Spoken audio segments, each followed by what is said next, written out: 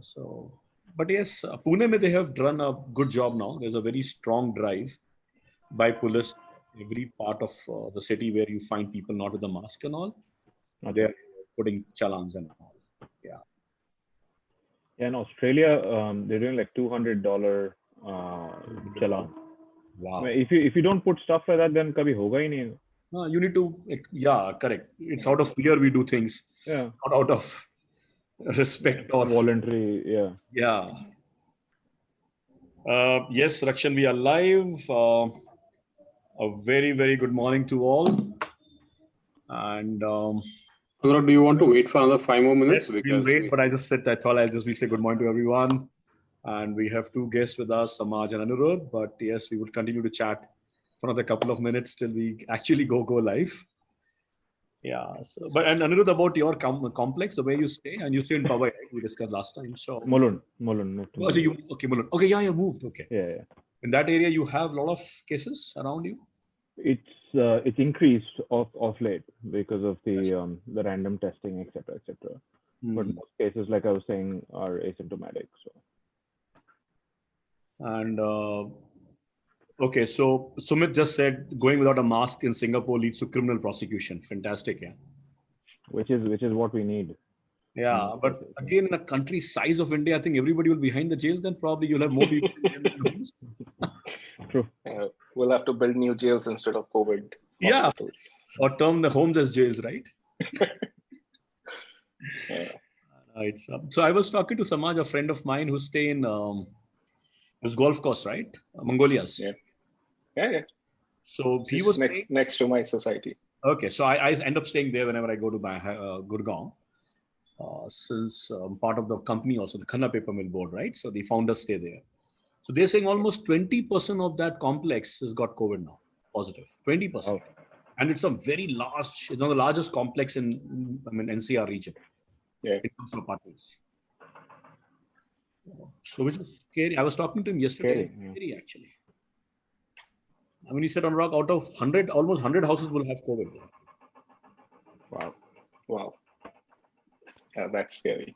Yeah. This is in Gurgaon or Noida? Yeah, so this is the largest complex you would see in NCR, the most plush. So it's got a golf course inside, and the apartments are like a couple, like 3.5, 4 million to start with. Okay. I'm talking about those kinds of people, and it has got probably few hundreds of units. I guess it's like, so it's a golf course inside, so you can imagine how it is, how big it is. They've got, I think, 8-10 different units, and each, so there'll be like 1,000 plus people staying in that apartment, around 700-800 flats. Yeah, but it was scary. So he was telling me yesterday almost 100 flats Anurag has infections, asymptomatic at least, and confirmed cases. Scary. Anurag seems to be connected. Yeah, I seem to see another one of me, so I don't know who that is. It's not me, unless some other system of mine is. He said, let's have two Anirudhs. One is not enough. We'll wait for another couple of minutes. It's 32. We'll probably wait for 3 more minutes. But how's the weather right now, Samaj? It's very hot in Delhi, or it's getting better now? It is slightly getting better. Temperature-wise, it's not that hot.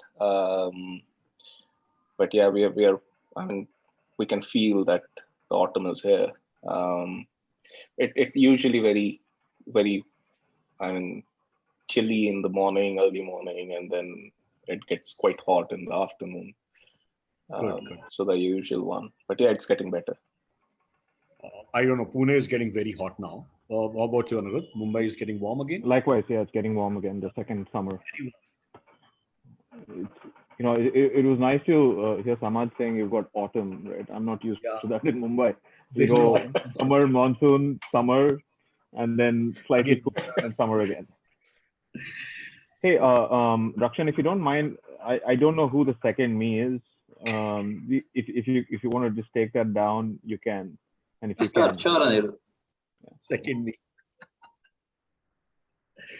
No, Pune has become very warm and very hot for the last couple of weeks. It's been raining cats and dogs. It rained really heavily. Oh, it's still raining?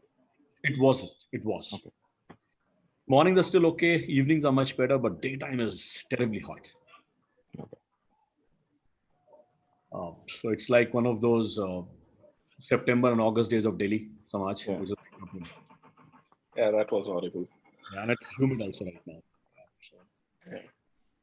But I think that's the best part I probably like about Delhi NCR. I mean, it's probably the heavy rainfalls are pretty much limited to a couple of weeks, and then automatically it gets into winters.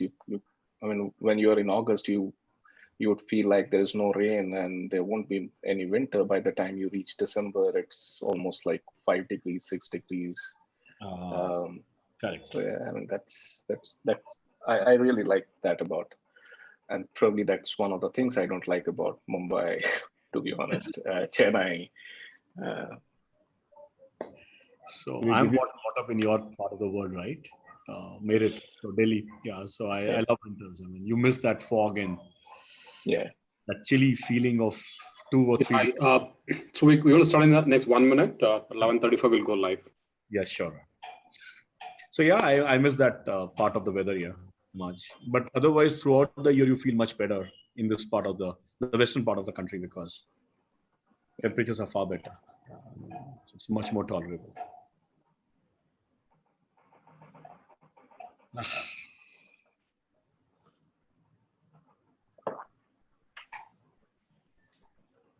While we're waiting, congratulations again.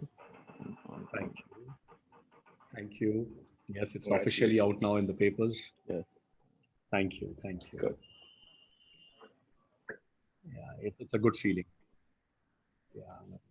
Especially in the COVID times, if you could have those positive things, I think. So how large now, Anurag? Sorry? How big is the organization now? So it's around 700 people now. And it is predominantly with services. I think Anirudh, Purnima has worked with you in the past, so she has sent her regards to you. Oh, hi, Purnima. So they are predominantly into services, clients, IBM, Capgemini, Entity, Wipro, Intellect Design, so on and so forth. So yes, a very significant presence for us, and I think. So we can start, Anurag. Yeah, should we? Yeah, please go ahead. All right. So a very good morning to all of you, and a very warm welcome to Anirudh and Samaj. Thank you so much for having accepted the fact of joining us for this webinar. Raghav and Rakshan, thank you once again for putting this together, and all the participants and viewers, thank you so much for taking time out on a Saturday, and that too on a long weekend. So thank you once again. I think it was very important for us to understand the supply chain or procurement angle, especially in COVID times. I think a lot of us has gone through some of these changes and some of these experiences. So thought we would have two best of our colleagues from the industry, the global leaders, Samaj and Anirudh, to discuss and share some of their perspectives. Before we get started, I would again reiterate that anything we discuss here, any views or experiences expressed here are very personal, and it does not represent any organizations for any one of us. So please consider this very personal, experiential sharing of our views on this. Yeah. So before I get started, I think it'll be fair to introduce Samaj and Anirudh. So I would start with Samaj. And interestingly, I came to know a lot about Samaj over the last 1 week. Samaj, interestingly, was born in a place called Rourkela, and he called it small, though it isn't small. It's Odisha. He graduated from Sambalpur University. He's being youngest in the family with elder brother and sister. And yes, interestingly, he wanted to be a playback singer. So Samaj, I'm sure at some point in time we would like to hear you singing, right?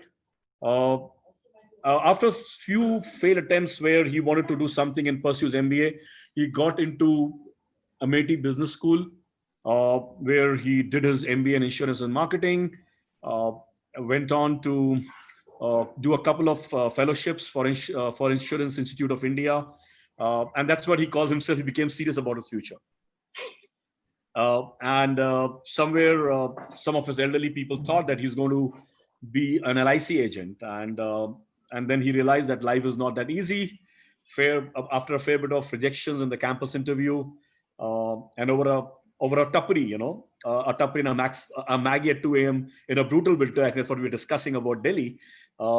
He luckily got placed with HCL in less than 12 hours. So I think that Maggie plate worked for you, Samaj. I'm sure the lucky tuppeny as well. I hope it still exists around the campus. And yes, he started his career in Chennai, and we have another colleague of ours, Anirudh from Chennai as well. I'm sure he had challenges with people, place, language, weather, very different. He absolutely worked as an SME for insurance client, being from the insurance background with all those courses. He went on to requirement gathering, coding at times, testing, and a lot of projects, right? And then, as life would have it, he moved into to Noida NCR region. He served as a transition manager across different clients in different industries. And yes, after having spent 6 years, logically, next opportunities came up in life, and he joined NetWext. And he's been there for 7 years. He grew up the rank from a vendor manager, category manager, and now he heads a supply chain function for NetWest markets in India. He's married, blessed with a 3 years old daughter. Um, when it comes to hobby, and we were having a discussion very interesting between me and Samaj, a little about him personally, and he said that he likes to have his me time. He spends time with himself. He loves to read about fiction, and he at times get into more philosophy and psychology and astronomical physics and mythology. Amazing, Samaj. And yes, he do also a street photography. I mean, very interesting. He calls himself a minimalist. People call him antisocial, but he calls himself asocial. And he idolizes the cartoon character Mr. Bean. So, welcome, Samaj. Really, really amazing to know so much about you. Such an interesting read about you. I didn't Thank know you, so much Anurag. about you in past. So, thank you so much being so candid open. Thank you, Anurag. I would now welcome Anirudh. I'm interestingly, Anirudh, I don't know you remember or not. We met in Bangalore first time um, in your office, I think in JPMC, if I'm not mistaken. Correct. Yeah. Long time ago. Yeah. And to be very honest, you, the first gentleman I met, which came from a procurement or supply chain function when I started my career in IT staffing. So Anirudh, I have some very fond memories. Oh, I didn't know that. Spending time with you, not in just Bangalore, then Mumbai, many a times. Many times we have exchanged a lot of notes and all. So Anirudh, born and brought up in Chennai. Interestingly, he comes from hotel management in Aurangabad. And then he moved to Gurgaon, American Express. So Anirudh, that's a contrast, right? Hotel management to MX. It's an interview question I've still not mastered answering. Point to deliberate at some point of time, right? He moved to Mumbai in 2005. He's been there for 19 years. I mean, that's like a time, Anirudh. And he's been all throughout now with the BFSI, GICs. I remember at least JPMC times. I remember his time with BNP Paribas, and now recently he has joined BNY Mellon. He's been all throughout in vendor management, sourcing, procurement, third-party risk space. Yes, he gives. He kind of is a very grounded guy, and he also kind of hands-on. And with his 19 years experience, he understands the space extremely well. And of course, he understands the business at the end to end now, right? And he all calls himself a learner for life. On the personal front, he's a 7-year-old kid and a lovely pup, 5-year-old, 5-month-old actually. And yes, I get lucky because I see a lot of his Instagram posts, and his wife and him kind of keep busy with that, and they make sure that his energy level never dips and age gets better of him. In the last few years, I have seen him evolve into a fitness enthusiast. And seriously, Anirudh, I've seen some of your posts and some of your videos and pictures. Absolutely amazing. Your transformation about your own self, your own life. He loves playing sports. He loves working out, and he loves cycling. So, Anirudh, I do peep in a bit through your social media. And so I know a little about you more than others because get to see your family and your workout activities. So welcome once again, Anand and Samaj. Happy to have you here. Thank you once again. So Thanks for having us. Thanks. Thank you so much. I think a very interesting topic we want to discuss is, how do we redefine supply chain function?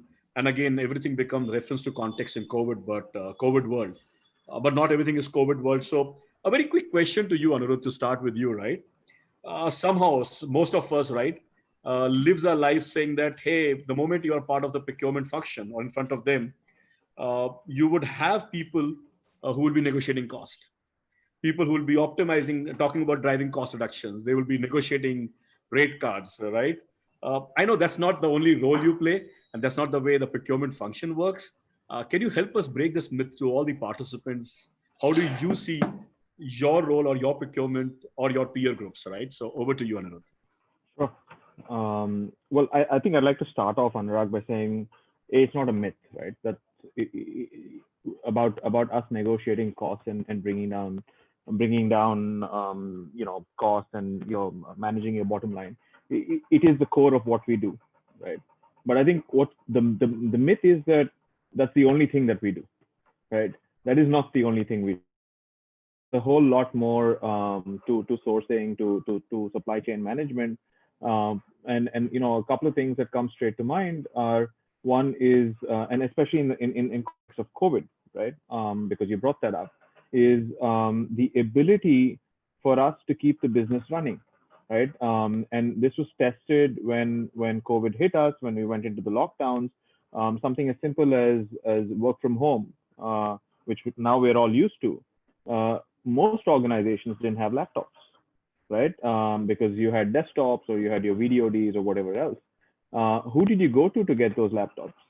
It was the sourcing / procurement teams that actually enabled that, right? So I think the way I see it is, and yeah, price did play an important part, but at that point in time, I think it's important for procurement professionals to realize, and I believe the whole community did, is that price wasn't everything. It was landing the systems at people's homes, and that entire supply chain, right, and the logistics there.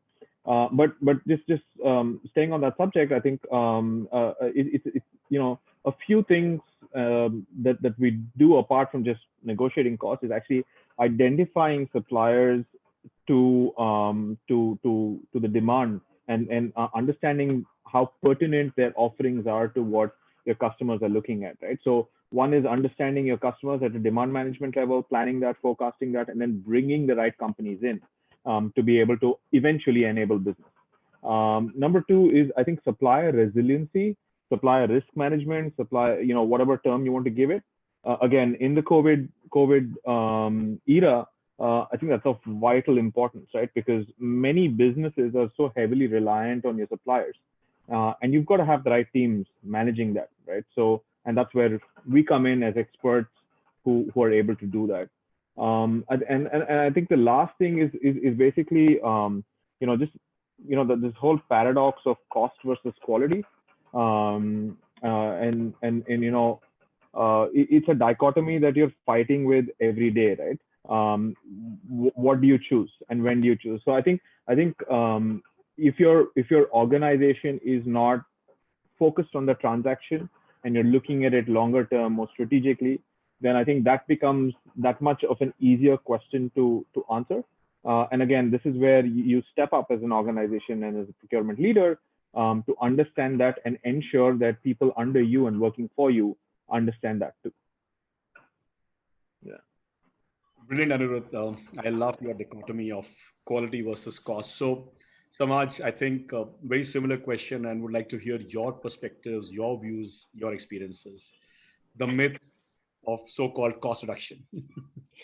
I think I have a similar view and I agree with what Anirudh said. It's not completely a myth, but of course, like any other myth, there is a trivial element of truth in there, which has been, of course, twisted and flipped over the years. And that's how we see cost reduction or supply chain as a synonym today. And on a lighter note, I mean, it's quite a established understanding or perception within the business in some organization where they think we are some sort of a magical creature and we'll just wave a wand and we'll do some cost reduction. But yes, cost reduction, what I believe is one of the outcomes of what we do. It's not a objective, but cost reduction is an outcome. And of course, negotiation is one of the tools to reach that outcome. If I have to categorize from an objective perspective and what we what a supply chain function do is first, I think it would be the strategizing part. Where we play a very important and an integral part of a strategy making, and it is across commodities, whether you're talking about technology or staffing or property or anything else. And probably the second most, I believe that's the second most decision-making factor after customer centricity.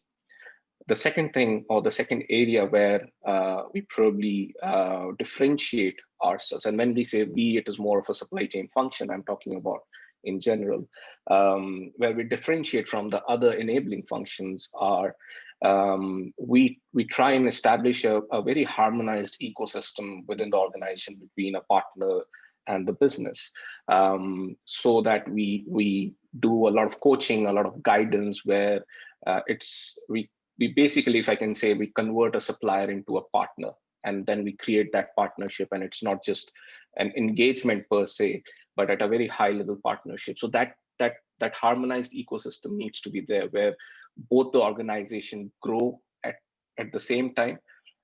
We try to align their vision at the same time. If they are not unified, at least they are aligned. All the partnership will fail.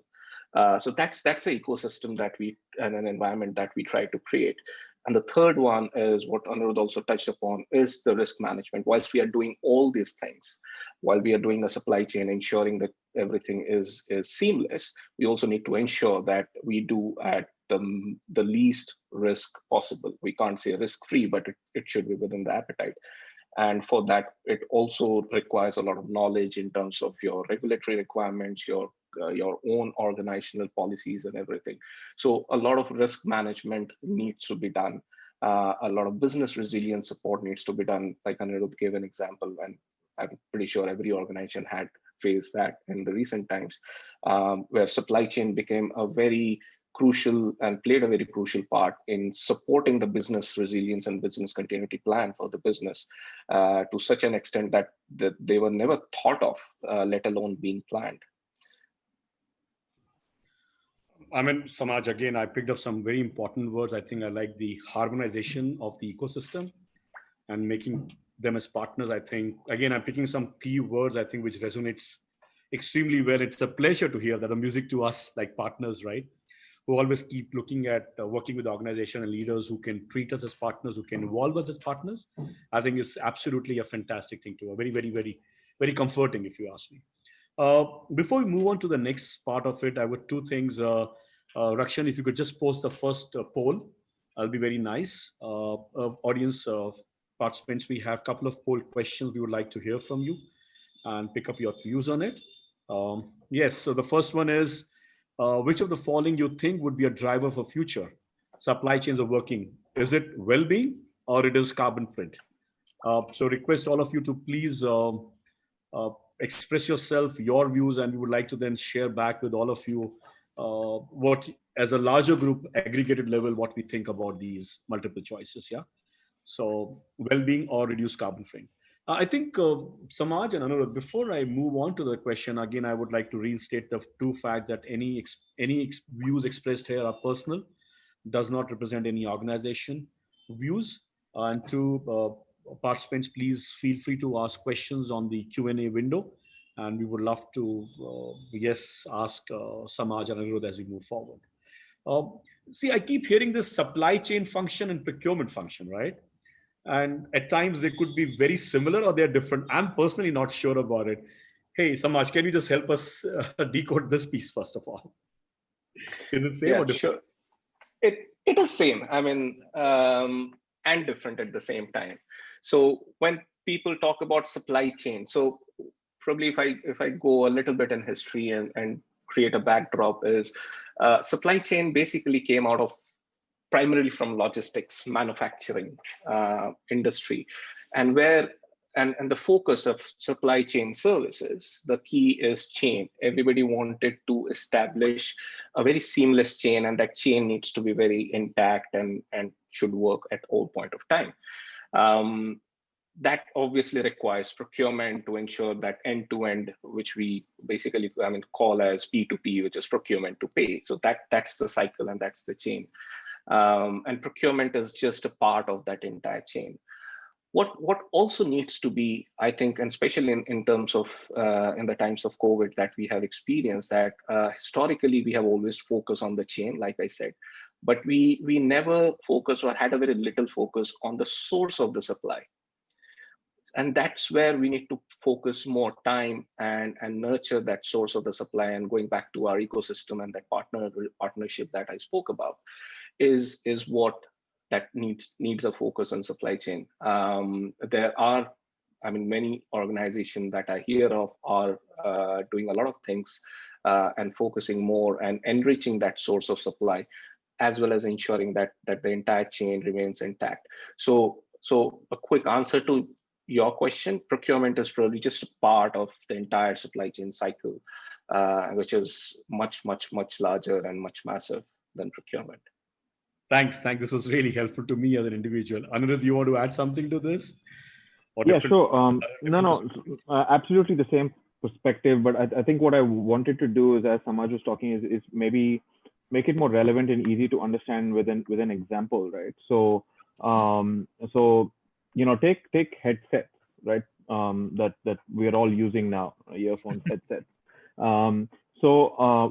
What in the past, what a successful procurement team would do is negotiate great rates, establish a catalog, and enable end user convenience in the purchasing side of it, right? What a supply chain professional is probably going to end up doing is actually look at it end to end and say, hey, how well have I negotiated? Are my headsets arriving on time, et cetera, but also on the downstream, which is what is this doing from an overall TCO standpoint, and how many invoices am I getting? Is my organization being inundated with that? And is there a way for me to make this more efficient, which will then eventually go back to the upstream and say, can I forecast better? Can I go back and order in bulk and stock versus enabling a catalog and letting people keep buying, right? So I think that to me is the transformation of procurement to supply chain, but procurement's an integral part of the supply chain, right? So that's the way I kind of view it. Fantastic. So I think the way we understand now is it's more end to end.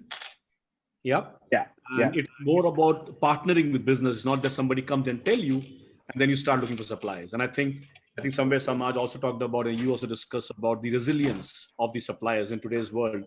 I think you need to also have suppliers who are resilient to weather this kind of unprecedented times, right? So not just the head section, but the supplier quality and the financials and other things also play very important. Absolutely. So we had the first outcome of the poll.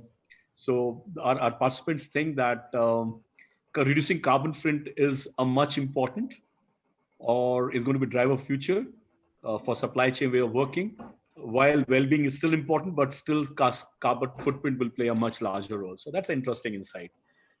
Thanks everyone for the poll answers. Really appreciate that. Back to you, Anirudh. Another question, right? I mean, there used to be services organization, which Samaj talks about, right? HCL, for example, he worked with, right? Then services, then we had captives coming to India, right? We had, whether it is NetWest or whether it is BNP or BNY or JPMC, right? Then the captives was starting to get called as GICs, Global In-House Centers. Now it is called Global Capability Centers, right? So there is a certain value chain which has evolved in this whole journey of own captives or GIC or GCCs. And it's keep evolving. Every 2 years you hear something, and it's just not the name, but per se the value chain and the engagement with so no more a cost center, right? No more an offshore, onshore, on-site, right? So I would like to hear from Anirudh, to start with you, that how do you see your function? Now I would start calling supply chain function, or the procurement, after my own learning, how the supply chain function has evolved from the captives to GICs and now probably GCCs. Would you see something has changed in the way you have interacted, or your peers have interacted, or working with? So it has changed, but I have to kind of call out that each organization is in their own phase of transformation, right? So what I'm going to say may not be applicable to some, but I think everyone's on that curve. I've had the privilege of working in organizations and especially at times where that transition was happening, or I was in the forefront of making that transition happen, right?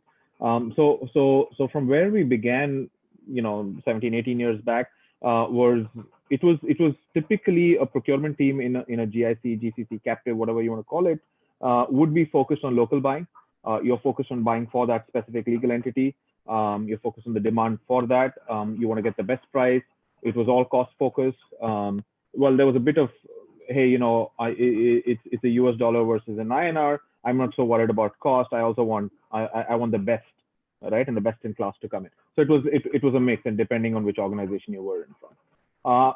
Since then, I think the evolution kind of began, if I'm not mistaken, 7-8 years back, where it started moving to a more centralized approach of procurement, especially as GICs gained strategic importance. Apart from just cost arbitrage, it was a lot more, right? So it started becoming more centralized, where you're aligning with your global team, so on and so forth.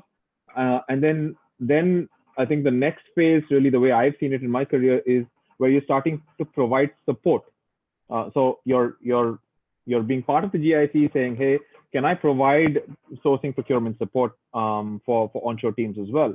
To eventually saying, hey, let me become a sourcing center of excellence, right? So now it doesn't matter where you're buying, but I will buy it through a team that's established here. And what, again, GICs in the context of India, I think what gives us the advantage is really, of course, there's the cost arbitrage, which continues.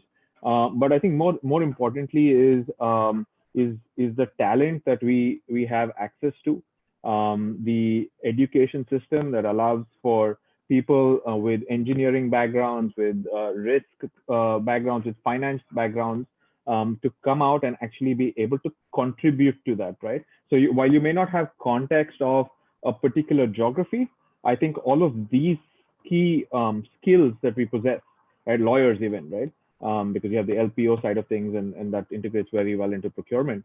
So I think those vital skills help us in pivoting sourcing as a service and sourcing as a core service to your global counterparts. That's the way I've seen it evolve, and I think will continue to evolve, as you were saying, Anurag.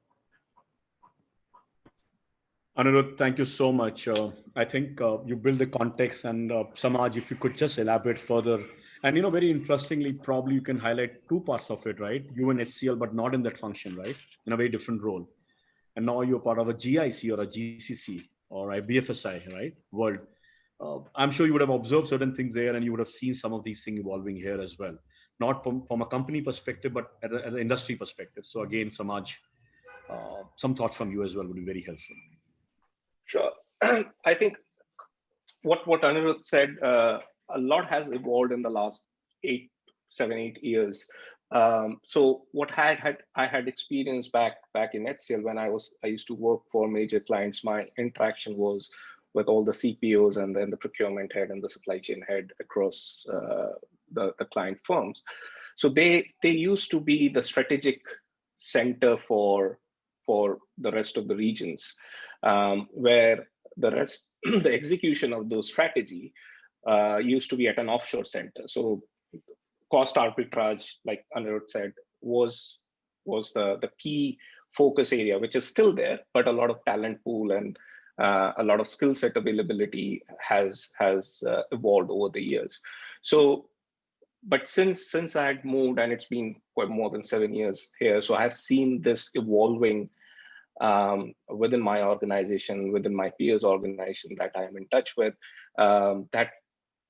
So earlier it used to be more of an execution of a strategy, and if I be more specific, there is a sourcing strategy which has been prepared somewhere in the main headquarters. You need to run a tender. Okay, why don't you go and run a tender and do the analysis and send me back the information so that I can take a decision. So that kind of execution, which used to be there in offshore centers, which further slightly evolved into running the local sourcing and the local procurement for the region specific. But what I now see and I experience is that everything has become becoming and evolving more as a one team, where the team in India is also doing global sourcing and collaborating with the other colleagues across regions. So geographies and the boundaries are kind of virtual when it comes to the collaboration that the teams are doing. And they are involved as much as in strategy, driving the strategy till the execution. They are in the full life cycle of that. So that is the evolution and an improvement that has seen over the GCCs, so-called, and it's called innovation centers these days, many places. So that's a kind of innovation that comes and from India. No, I think Samaj and Anirudh, thank you so much. I think as I hear both of you, right, I think from just a doer job, it is now also a function which get very closely coupled with the HQ sitting somewhere in Europe or UK or US or APAC. And it is co-creating and doing it together and see which is the best place to do what, right? I mean, and this could be more sourcing at a global rather than a regional level, right? Yeah. So I think, so that kind of sets the context, and very helpful, because I think that's the evolution. I think from a technology perspective, we have seen over the years now that it's not just about somebody gives you a project and you work like a cost arbitrage in India, but it's now the roles are more global in nature. You're part of the global team today, rather than just you set a packet of work to India and you do it and you send it back. So that concept of your internal customers is fading away gradually and becoming a part of the core team. Yeah.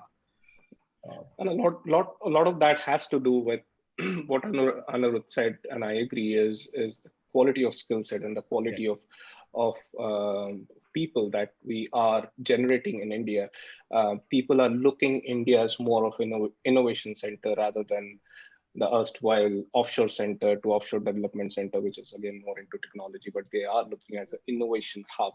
7-8 years ago, it would have been completely impossible to assume or think that somebody sitting in India probably managing a category globally.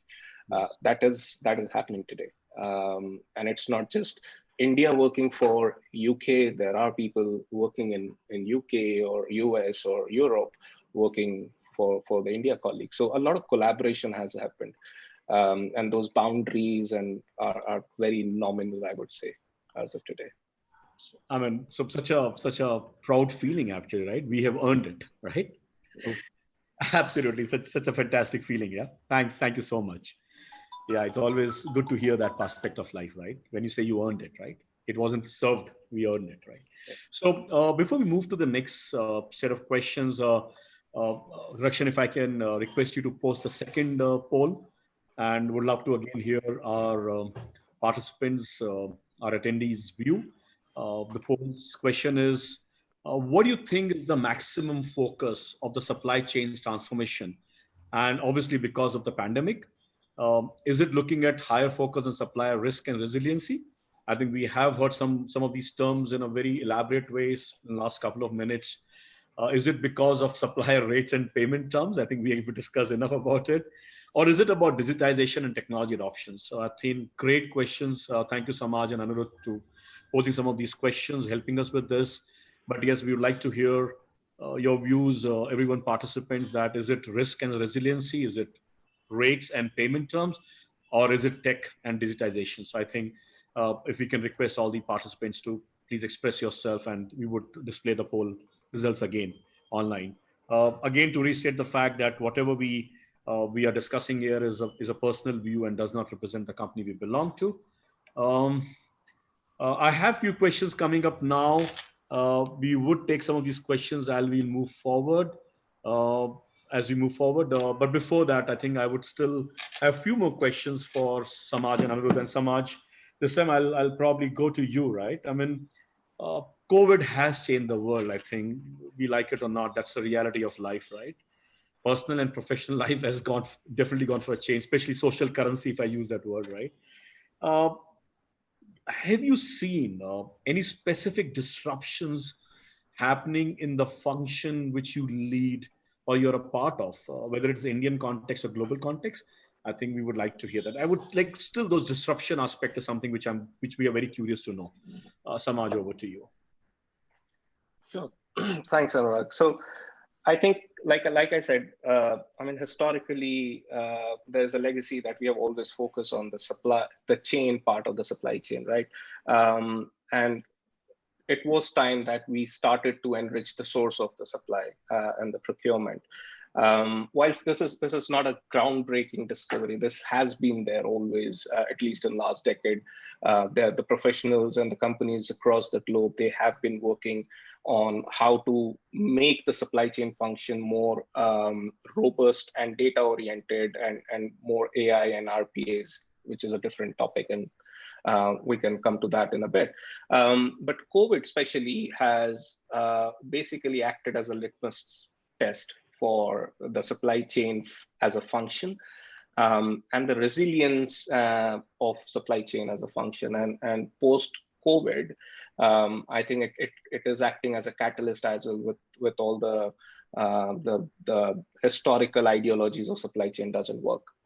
What challenges from my personal experience, I would say, is the first challenge was, of course, about the deliveries, about the supply being disrupted globally. That was one of the challenge. And we had to work through with new engagements, with new partners as well. That led to a discovery of the second challenge, is that big partners or big companies can fail too. And that was a major drawback which impacted the overall supply chain.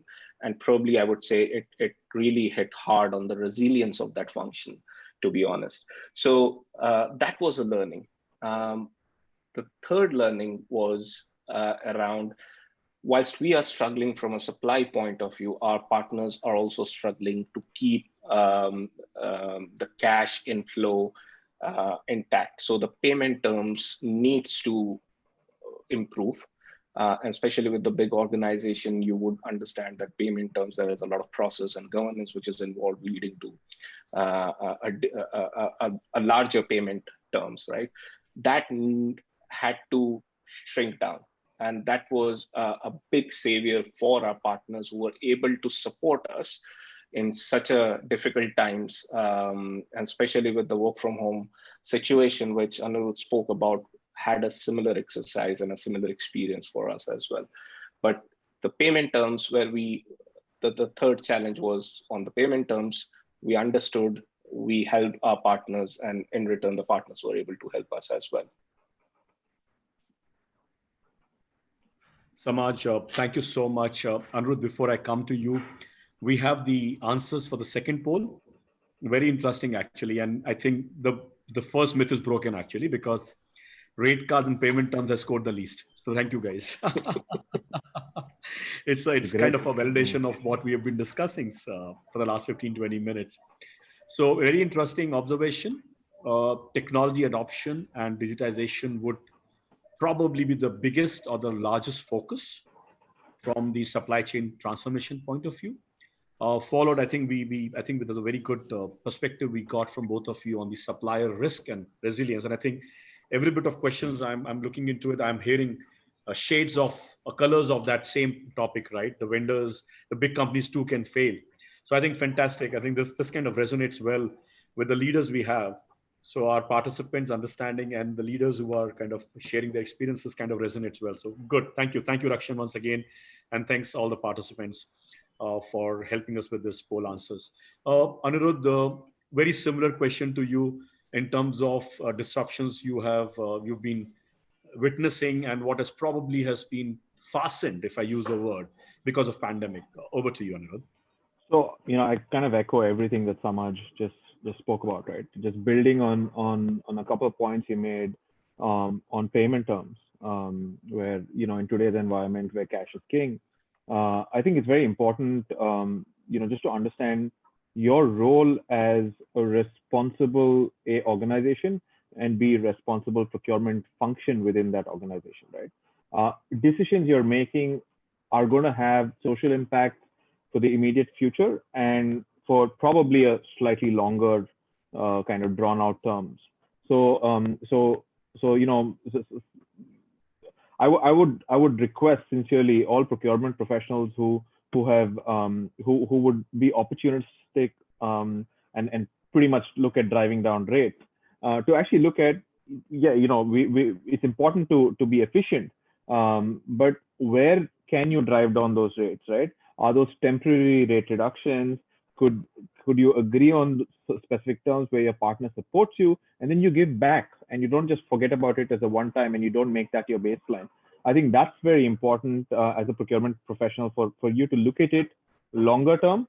And if someone's partnering with you when you're weathering a storm, you need to be able to partner with them as well in the future. Similarly, on payment terms, who really needs that money, right? Is there a way you can prioritize your payment cycles in a fashion whereby you're supporting potentially MSME suppliers that you're working with, who, I mean, apart from the law, but can you do better than that? So a couple of things there, right? Additionally, I think just in terms of a disruption, right, which is more, how do I put it, more personal or personality oriented, is typically procurement's been a reactive approach, right, where you're given a project and then you look to drive the savings from that. The question today that is being asked, which is pretty disruptive, and I think it's still early stages, but it will evolve because one, the pandemic, and it will end, right, someday hopefully, but the hangover of that pandemic is not going to go very easily, right? And during that hangover is when I think the procurement function is going to play a very, very important part. Most organizations, CEOs, CFOs today are directly interacting with your CPOs, saying, hey, what are those savings opportunities that we can bring in, right? So now procurement's being asked the question saying, do we need to do things? Not, we need to do this, can you do it at a better price, right? And that, I think, is the significant departure that we as professionals are going to experience over the next 6 months, year, couple of years, and I think very vital for us to step up our own game to be able to deal with that and to be able to interact firstly with C-suite executives, right, directly, and deliver these messages, deliver these ideas, and ultimately thought leadership. Thank you so much, Anirudh and Samaj. Samaj, you want to say just to add, and to the last point that Anurag made, and I completely agree with that, and that's where I was initially, like I mentioned, that the supply chain function is becoming more and playing an integral part about the strategizing piece, where, and I completely agree initially that I have a strategy and I have a 10 years or not 10 years, but a 1 year, 2 year plan. Why don't you just execute and give me some suppliers and reduce the cost? That used to be the operating model, but now I think it is more like I have a strategy. Is this possible? Do I have an impact from a supply chain? The supply chain inputs are inbuilt into the strategy, and not just the strategy per se, but also, like I said, the resilience, how resilient I can make my process and how supply chain is going to enable that. And I think that's really a new thing, I would say, that I have personally experiencing. Thank you so much. Thanks for elaborating. And Anirudh, again, very, very insightful, because I think there's a lot which is happening and which is opaque to people like us. But I think the way we know I'm kind of getting those insights, I think it's a lot more evolutionary and a lot of things are changing for you as your leaders of these functions, right? I have a very interesting question. I mean, and Anirudh and Samaj, you talked about the payment terms, resilience, and you talked about MSME, right? How do you support them?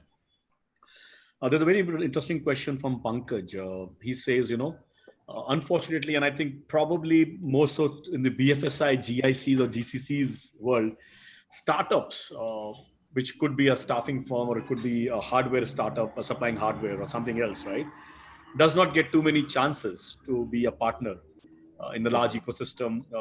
And though they could supply the same, probably better or equal.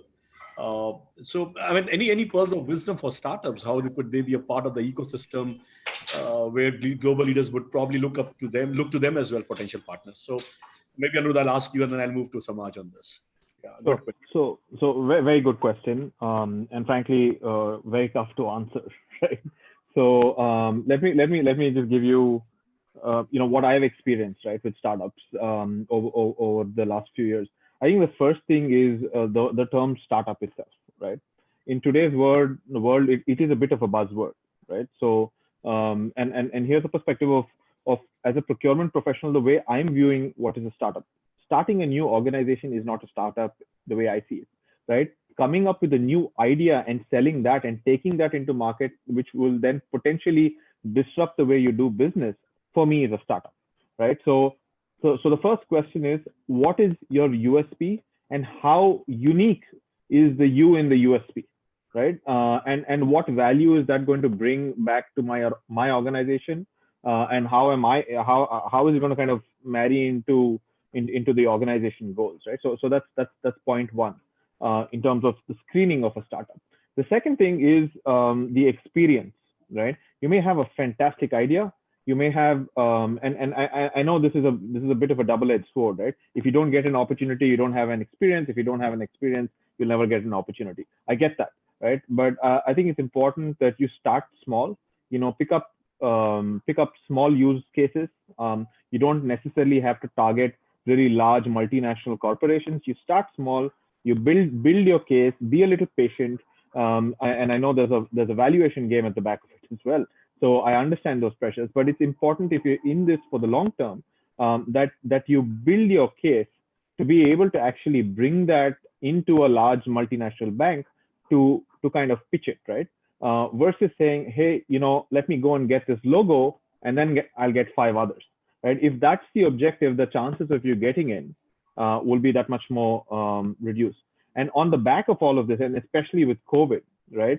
And what Samaj already spoke about, what we kind of discussed a few minutes back on supplier resiliency and risk management, I think that's going to only increase post-COVID, right? So the financial health of your supplier or your partner is going to be of utmost importance.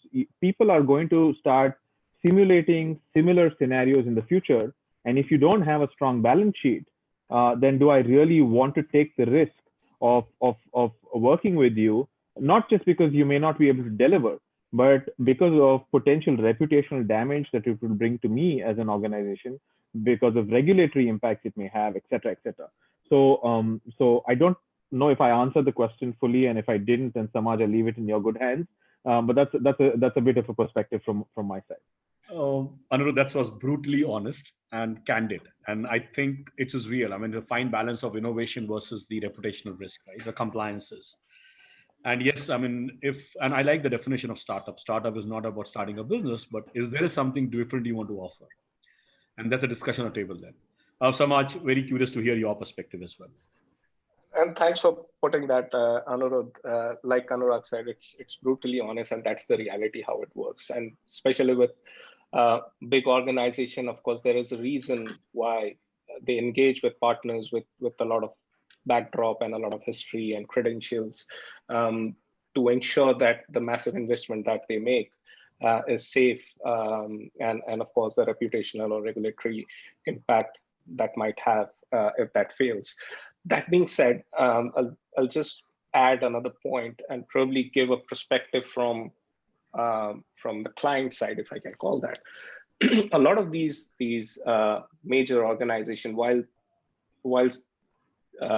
they do encourage a lot of new organization, new startups, I would say, to do a lot of POCs, proof of concept.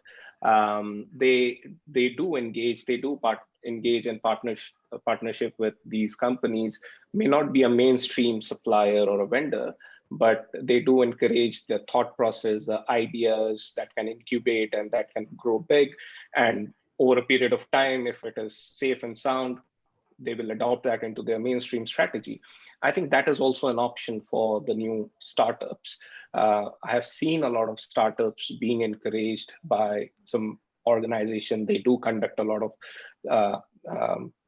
they do establish some platforms in terms of hackathon or something like that. So that would be another a platform where the new startups can really engage and learn with the big organization if that's one of their objectives.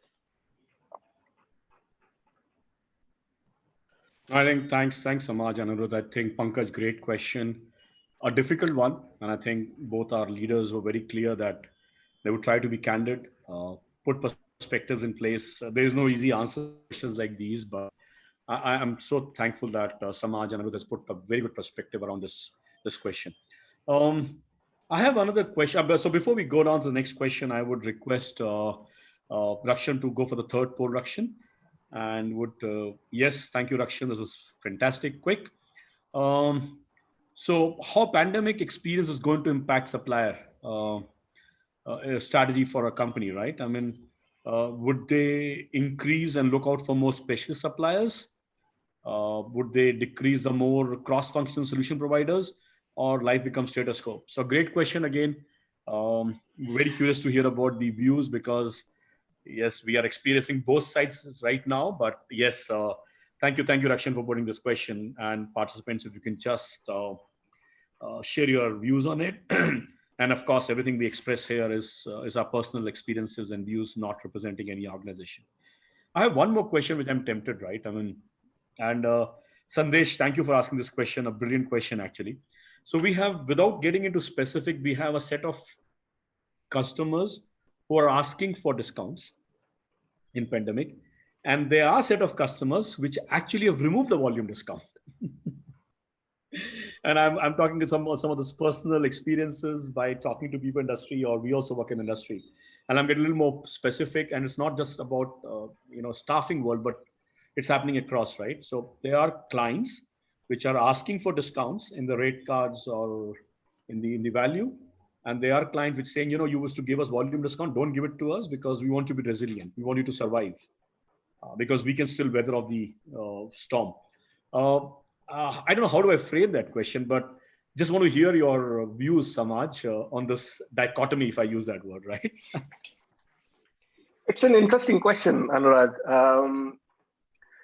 And I see, if I can say so, a lot of these organizations and the industry and I'm talking specifically in the context of pandemic and post-pandemic, volume is not going to be a leverage anymore. The first and the foremost, I believe, is going to be what you also said, is resilient. Are you giving me a resilient service or a solution? A lot of the strategy will eventually move in terms of what we usually call as out-of-the-box thinking. A lot of digitizations will take place. And volume is certainly not going to be to play a key role, at least what I think and what I see these days. It's going to be definitely the quality, and the first and the foremost, the most important thing is going to be, are you able to give me a continued service in a pandemic like such? So I think that's going to be the trend going forward. Anirudh, it's a difficult one, but love to hear for your views. Sure. There's no straight answer to that one, like Anurag.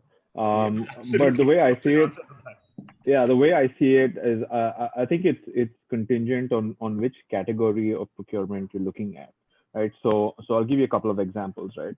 And well, actually, just before I go into the examples, I think it's important as procurement professionals and as organizations to actually, pandemic or no pandemic, right, just continuously keep looking at where there is fat, right? And it's like the human body, it keeps building, right? And if you don't challenge it, it's going to continue building, right? And as it keeps building, it's not healthy from any perspective. So I think it's just very important to keep looking at that and seeing which categories can you bring in those efficiencies, right? Yes, the pandemic's a great opportunity because everyone's being challenged. But as, again, responsible procurement professionals, to the point I was making earlier, is to actually look at it objectively and say, hey, you know what? These are three areas where I believe you could reduce rates. And maybe it's a bit of a barter, right? Saying you reduce rates now on a temp basis, and I promise you more business, right? I promise you continued business so that as a staffing organization, for example, you have your top line intact, right? Which is what you're looking at. You can do with a little bit of a cut in the margin. Take on the other side, real estate construction, right? And as an aftermath of the pandemic, one thing that is going to happen is organizations are going to see a shift in their real estate strategies, right? Either reduction or redesign, refurbishment, etc., etc. You don't want to cut costs there. I mean, you want to cut costs on material, but you don't want to cut costs on hygiene standards, right? So you'd rather pay an extra 1-2% to your contractor and say, hey, you know what? Just make sure your staff are quarantined, make sure the checks are done, make sure you're sanitizing the place, etc., because you don't want the infection lingering on in your campus after they're gone, right? So I think it's a bit of both, of saying, what are you procuring? Why are you procuring? What is the impact of the procurement going to be? What are the drivers of the cost, either reduction or a potential upside of it? And then you take an objective call and go ahead and do what you have to do. No, I think brilliant answers. I think it was a very delicate question, and I think both of you had given a very objective view. It is not one size fits all. I think that's what my key takeaway. And I think Sandesh, great question from you. I was so tempted to ask because I couldn't have an opportunity of having two brilliant leaders who I'm personally very fond of to hear their views on it. So thank you both of you. Thank you, B.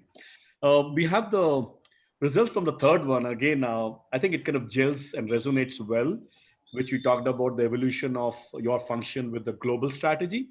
It says there'll be more increase with specialist suppliers. 64% people think. So yes, there is a view towards moving towards more specialist rather than journalist. There would be a decrease, I think, which increased the same, and no impact is 7%. So I think largely we all believe as two sides of the table that there'll be a more need, demand, requirements from an organization point of view, from a supply chain point of view, to look at more specialized partners rather than generic partners. So I think, I guess it resonates well. Samaj, Anirudh, do you kind of again agree to this poll results? Any thoughts on that? I did, and I was hoping that would be the result as well. So I'm kind of happy. But just a couple of things there, right? Just take, for example, the staffing world, and Anurag, this probably far better than we do. But organizations that are going to be staffing generalists, they will do okay. It's not like they will do bad. But if you have a specialty, and if that specialty is pivoted to your client's futuristic outlook, right, especially post the pandemic, the likelihood of you succeeding is going to be that much higher, right? So themes which have existed for a while but are probably going to get a lot more impetus now are digitization, right? Are e-commerce, right? All of that I think will gain a lot more momentum in the more non-IT and the more general staffing side of it as well. I was talking to somebody the other day, and they were telling me how the real estate market, as far as warehouses are concerned, has seen a significant uptick because of the online marketplace, right? And you're probably not going to have that much footfalls in a mall again. So then what do you do? So then your logistics, people with logistics experience, with supply chain experience, are going to be that much more in demand over a period of time. So it's a bit of that tsunami effect. So where everything kind of gets sucked in and then it's going to come back. You just have to hope you're in the right direction and it's the right kind of tsunami, right? So. Fantastic. Samaj, any last word on this particular outcome of the poll? Yeah, I completely agree with the outcome. I was hoping that, and it is up to my expectation. But yeah, the optimum solution or the optimum strategy estate, defining that estate, is going to be somewhere in the middle. I mean, definitely the focus is going to be more of specialist suppliers which fit into a particular requirement or a strategy of a function. There are, I mean, with companies and big companies, they do offer that one-stop solution to their customers, but their capability still varies from the what we used to call as tower to tower or function to function within that business. So I think whilst we are still going to engage with, it's not that we will not have one-stop solution or the generalist kind of suppliers. But I think the focus or the engagement focus will still be on a very specific requirement and a specific bucket, rather than using them across the estate, and which might have a more probability of failure in the future. Thanks, Samaj. Thanks, Anirudh. Again, great insights, extremely helpful. Just one again on the question, right? I mean, I'm sure this pandemic, as I think both of you said, the big two can fail. And I think I heard this term when it's 2008 when the banks went down to the meltdown, right? Too big to fail, actually failed, right? And I think pandemic is again a testimony of that. There's nothing like permanent, right? Everything is mortal, including the businesses now, right? Or the institutions, right? You would have seen some behavioral changes in where the suppliers work with you, right? Because of pandemic. It could be a panic. It could do with the rates. It could be with the discounts. It could be with the payment terms. It could be different. And I think we have discussed in multiple shapes and forms of it in the last 45 minutes. What is that? I mean, Samaj, you think as global leaders, you could do or you are doing to support this a little bit of a panic situation? Actually, if you ask me, March, April was really panicked. April was the worst, I think, for the industry because I think everything panicked. Work from home was not involved, didn't know what to go, what will happen, how many people would die. I think everybody, the forecast was like super bad. Things are looking much positive now. But again, how do you think, and I think there's a question also very similar from Aarti, which says that how do you think you could, you are helping or you could help this partner ecosystem in these times where you still want a supply to be there, right? I mean, you still have to survive as well, right? You need to work through. Samaj, over to you. Yeah, I think definitely there was a lot of panic. The reason for panic was probably different from suppliers to supplier, depending upon what kind of service they're providing or what kind of size of their organization is. For example, for MSMEs, the payment and cash churn was the biggest issue that they wanted a support on us. They couldn't provide a lot of credit because there was a lot of back to front sourcing which was happening. So that was a big concern for them. For the staffing organization was removal of their staffs or termination of their contracts, how the work from home can work for them, how we can extend that work from home for our contracted staff. So I think that kind of panic was also there in terms of the, from an infrastructure point of view, is how we can go and support the infrastructure, the supply, which came, the requirement came in abundance due to work from home. From there to your data center support in a situation of a complete lockdown, where even the data centers or the cloud, so-called, was very difficult to support, where they need to be physically needs to be supported. So I think the panic was very different, but I think the expectation from a customer was similar across all these suppliers, was to have that support and that help that is extended from a customer side, in terms of whether you reduce your payment cycles payment cycles and give those payments, whether to hold on to the staffing organizations and the staffing contracted staff. So all those things is basically, if I have to create a theme out of it, was to go and extend that hand of support in terms of in the times of such pandemic. And that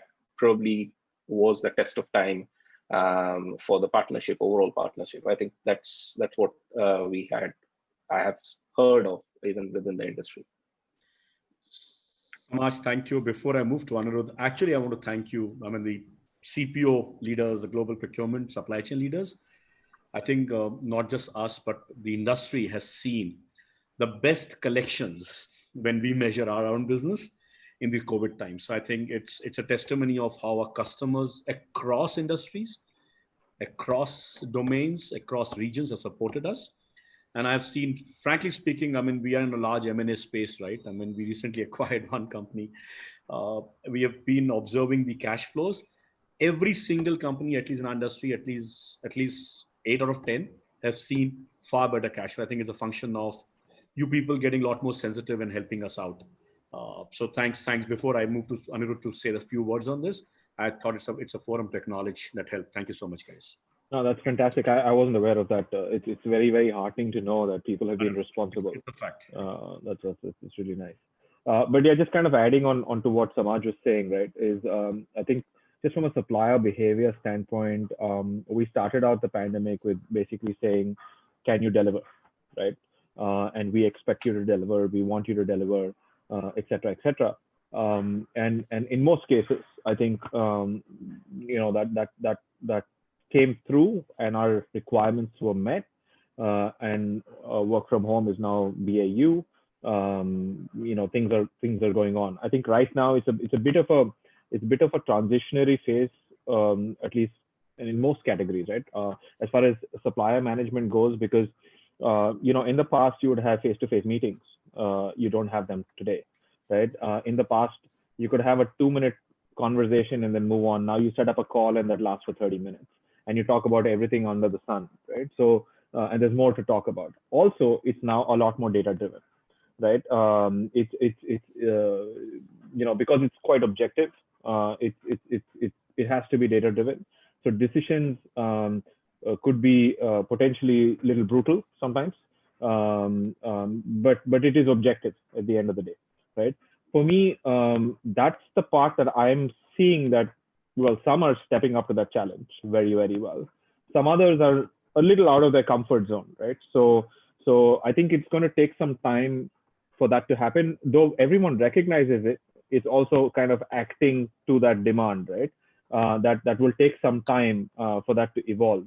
And then eventually the way I'm seeing it go is, because this is the quote unquote new normal, I think things will become a lot more impersonal, yet personal, because, Anurag, we've known each other for 10 years, but you haven't been in my house before, and I haven't been in yours, and I am now, right? In one way, right? So it's going to be, personally, impersonally personal, whichever way you want to put it. And I think that's going to be a very different dimension to the relationship, and to continue building on that, for you to then kind of reap your rewards as being a reactive partner who helped when we needed it, to us as professionals to have recognized that, and then to continue our trust and potentially reward as a result of that trust, right? So that's the kind of way I'm seeing how this will pan out. Again, some will win, some will lose. And it's not personal. It's not one against the other, but that's just the way the world works, right? So yeah. Oh, that's fantastic. I think this really sums it well, Anuj and Samaj, and I think I like impersonal, personal, impersonal. Yeah. I mean, at times you do miss the social connect, social currency, which I call it. But yes, but at the same time, I have also realized that leaders have become have a lot more empathy. They've become a lot more responsive. True. And at least personally, I have made some great friends, I would say, in the industry. I would say thanks to the pandemic, because been able to access people much faster, because people are not traveling, they're not in the roads. Yeah. I think people have become there's a lot more empathy in the system, in the society, if you really ask me. Yeah. But yeah, you beautifully summed it. We are a little over, almost an hour, actually a little over an hour. We'll have one more question.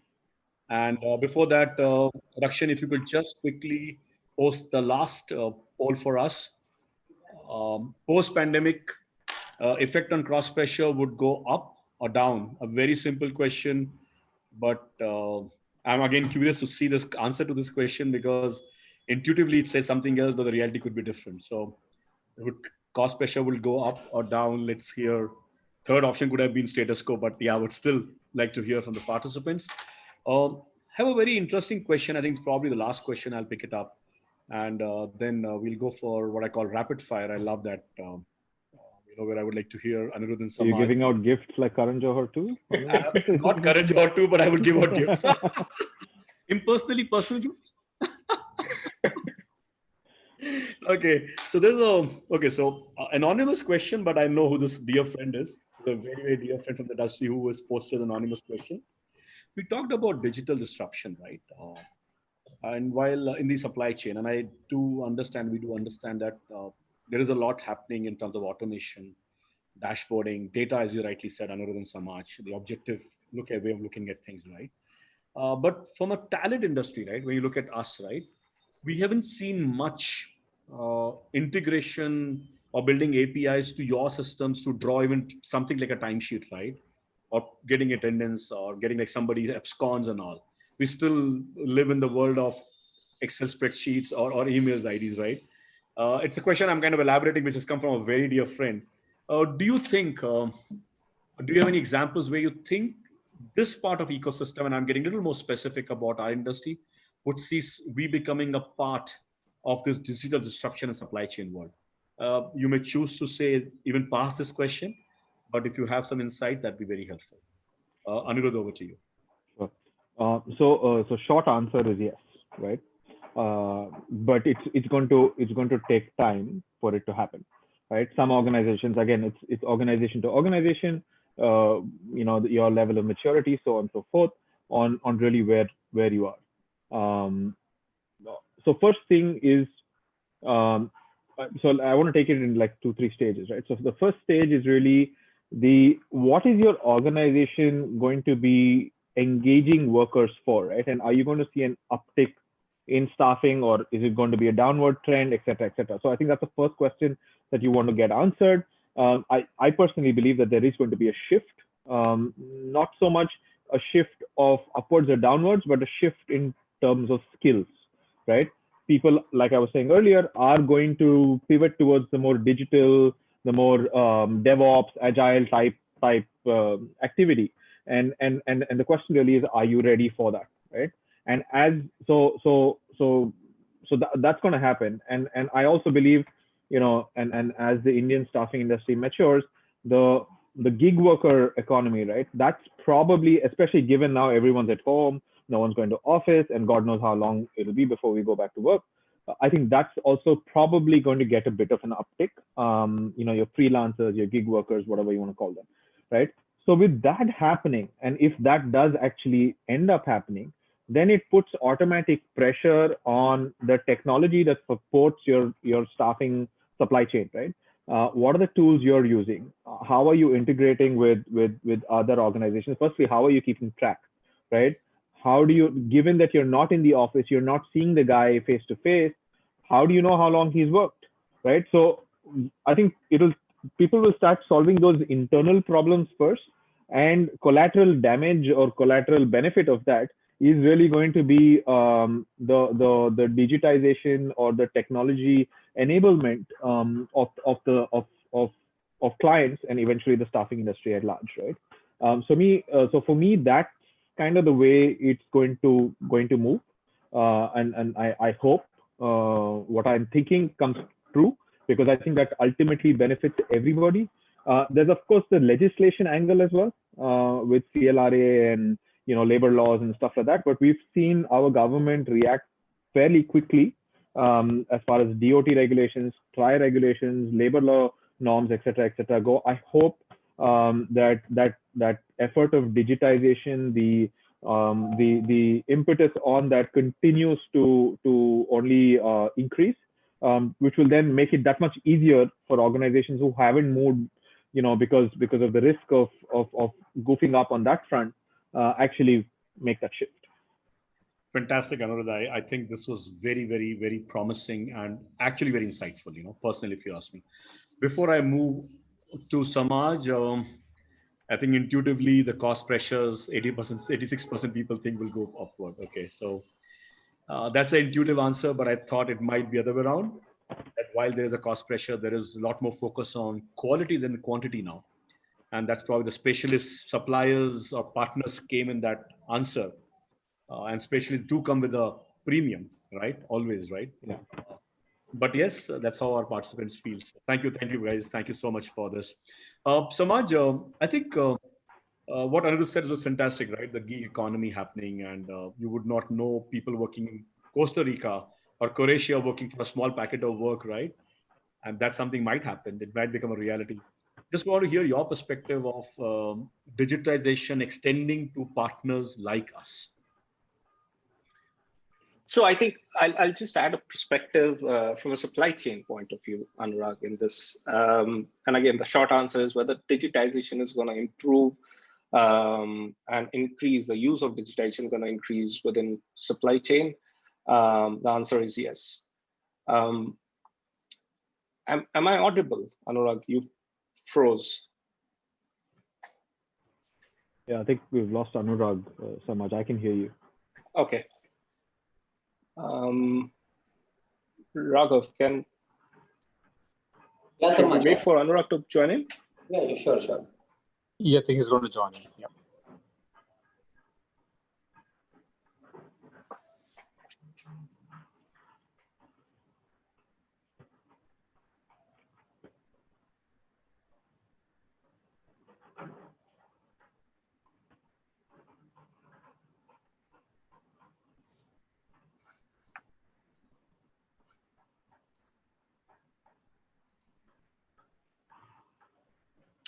Hey, Raghav.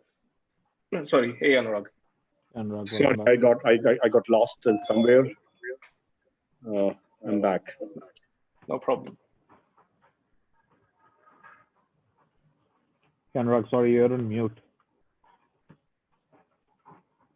Samaj, if you could just probably sum up again, I just lost in the connection. Sure. So what I was saying is, from a supply chain perspective, how digitization is going to improve and the use of digitization going to enable supply chain function is, I think, a lot of more of RPAs and AIs coming into the supply chain. It has already started. I know of a lot of organizations who have started implementing RPAs, AIs into their demand planning, into their performance monitoring, what Anirudh mentioned earlier, and that platform will be extended to the partners. You mentioned about timesheet specifically, so quite interesting. I am aware of there are digital platforms. It's no more Excel sheets, Anurag. There are people who go and fill in timesheets, and it's all online these days. A lot of organizations have implemented it. But specifically for supply chain, the other day I was reading an article, and there was a mention about a use case of Johnson and Johnson, where they have used AIs and ML to proactively predict that their stock is going to be their all that's hygiene stock is going to be out of stock, and they started producing it, started that procurement way early in Jan or Feb. So that kind of proactive demand monitoring and proactive strategizing, performance management, and everything is going to be more driven from AI and RPA, which is already there. But I think over the next 6 to 7 years, it needs to be further evolved as more intellectual rather than artificial intelligence. It needs to be more intellectual that can provide trends in the context of the category you're talking about or the requirement that you're talking about. Fantastic, Samaj. I'm just going to add. Sorry, Anurag. Go ahead. Just to what Samaj was saying, that's something that resonates very well with me, because everyone's talking about AI, but I'm sorry to say, but sometimes natural stupidity is the first thing that comes in the way of artificial intelligence, right? So let's solve those problems intrinsically before you go and jump into like a technology solution, right? There's a whole lot we can do ourselves. So I agree. The intelligence was lost. Forget about the artificial. Yeah. Thank you, Samad. That pretty much sum up the questions. I have a lot of questions right there, but I think some of them have been answered by both of you in different parts of the discussion we had so far. So I'll just quickly, before wrapping up this, I would have 2 or 3 quick rapid fire. Samaj, work from home post-pandemic, more than 30%? Yes or no? In India? For your industry? Yeah? Yes. Okay. Anirudh? Same here. Yeah. I think it's the new normal. New norm. Okay. Do you expect more consolidation of partners happening in your different categories, Anirudh? Yes or no? Yes. Yes, for sure. Samaj? Yes, but I have a big question mark in there. I mean, a disclaimer in there. But yes, short answer, yes. Okay. We've been talking a lot about Make in India and Chinese going through their own woes and a lot of investment coming to India. Do you think India would gain its past glory? Samaj? Yes. Yeah. Yes, Okay. from me too, and I hope so. That it's important that we react, and all of us as an industry react to that to enable it. Okay. Thank you. This was very, very helpful. Do you think the pandemic would lead to more a contracting world or more contract staffing, if I use very specific to our industry, Samaj, more than the first full-time employees? Yes, to a great extent. Yeah, I think gig economy is okay. Anirudh? Yeah, I kind of answered it before. I think immediate, no, but in the slightly longer term, I believe yes. Fantastic. I think this pretty much sums up the rapid fire part as well. I think there are some of questions where people who want to know what kind of person could join your functions or the procurement function supply chain. I think I would leave that question for now because that's more like about career choices. And I'm sure now you know, Samaj, starting from an insurance perspective to actually moving into procurement, Anirudh starting from a hotel management, moving to procurement and being one of the most loved and renowned and respected global leaders in procurement function. I think it says volume of it. I think your passion, your intent, some great sponsors, some great leaders whom you learn from. So that's what I would say for any function, for any role in life to play. Anirudh, I know you're moving to Pune, so I would look forward to meeting you in Pune at some point of time. I'm sure your onboarding as a senior leader online would have been a little different challenge or a different experience, I'm sure. Oh, it's been very interesting. I've been to the office once for an interview. Okay, you did? I've met my bosses once. I haven't ever met my team, right? So it's been a very, very interesting experience for me. And kudos really to my team, to my stakeholders, to kind of enable me through this process, right? So it's been very, very interesting. And for all of those of you who've either been onboarded or are going to be onboarded, only advice is use the time you have to read, absorb, and kind of visualize things. Do not make judgments, right? Having never seen an office, I'm in the thick of our real estate strategy and execution of it. And I don't even sometimes know what they're talking about, right? So it's very difficult to make a judgment with this handicap, but it's also a very data-driven, very objective view. And I think it's important that stakeholders also recognize that, right? So we discussed that, so I thought I'll just probably ask it. Samaj, I know you're in the middle of a large work, so I wish you good luck. I think you've been keeping extremely busy. Just want to thank participants for joining us, asking questions, be a part of this. Samaj, Anirudh, thank you so much once again for being a part of this. I know 1 hour is not enough, but I think there was some great insights. I continue to look forward to interact with you, stay connected with both of you. God bless your families. Stay safe, stay healthy.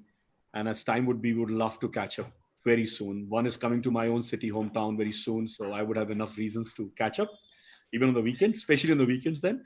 And Samaj, I come from your geography. I am from Meerut. So I hope I would be catching up with you from my own hometown from that point of view, right? So Raghav, Rakshan, everybody, thank you so much. Everybody stay safe. Any last words from you, Samaj, before we wrap up, and then to Anirudh? Samaj, over to you. I think this has been a wonderful conversation, and thank you, Anurag, Raghav, everyone, to have us on this webinar. I'm really looking forward to meet you next time you're here. Thank you so much. Likewise, much appreciate the opportunity, Anurag. It's been great. I was reading some of the questions in between. Thank you again to the participants for asking these questions. I wish we had the time to answer all of them. And lastly, I guess thank you for getting me introduced to Samaj. So it's always helps. Likewise. So, thanks. And I just want to also call out Manisha for helping us put this together. Manisha, thank you so much. Brilliant. And Sunil, thank you for helping us to get this, all of us together. Raghav and Rakshan, thanks again, guys. Have a great weekend. Enjoy yourself. Thank you. God bless. Thank you, Anwar. Thank you. See Cheers. soon. Bye. Bye. Bye. Bye. Bye.